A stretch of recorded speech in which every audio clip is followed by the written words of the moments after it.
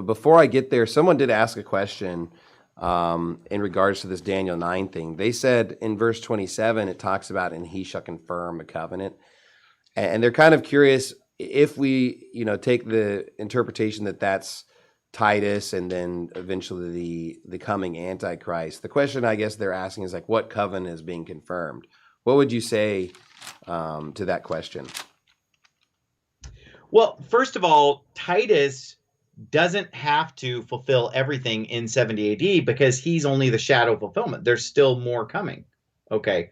But basically, it says he, and we obviously believe that's the Antichrist, will confirm the covenant with many for 1 week. Obviously, in order for the Antichrist to come to power, he's going to have to make some kind of a covenant or deal or agreement with a whole bunch of people. You can't just come to power unilaterally. You've got to make all the alliances. And we know that there's for sure an alliance between him and the 10 kings, where in the end times the 10 kings have one mind to give all their power to the Antichrist. But what these guys were saying on their broadcast the other day was like, well, where do you ever see the Antichrist making a covenant or breaking a covenant? You don't see anything like that. But here's a great passage from Daniel chapter 11, which we would obviously point to as a foreshadowing of the Antichrist.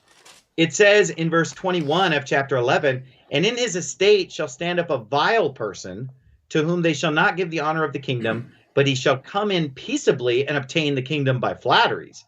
And with the arms of a flood shall they be overflown from before him and shall be broken. Yea, also the prince of the covenant. And watch this. And after the league made with him, he shall work deceitfully, for he shall come up and that with a small people and become strong with small people, etc. But the part I want to point out, and obviously this is a complicated chapter that's about Antiochus Epiphanes, but it also points to the Antichrist because it brings up the abomination of desolation, which Jesus pointed to as being future. Okay.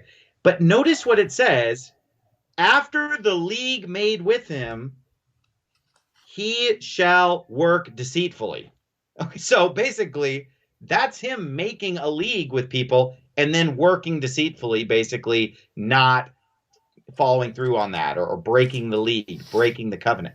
So just because it doesn't use the word covenant, this is the problem with being a Google search Bible scholar or an eSword Bible scholar, where you just sit there and do these searches because you just search covenant or search, abomination of desolation. You're not going to find everything because in one place, the abomination of desolation is called the transgression of desolation. You're not going to find that on your Google search. Okay. Or here, it's not called a covenant, it's called a league. But what is a league? A league is basically a confederacy. It's some kind of a treaty where people join together. Think of the League of Nations after World War I. And so he forms a league and then deals deceitfully. That's him confirming a covenant with many for 7 years or for 1 week. And then, in the midst of the covenant, he does what?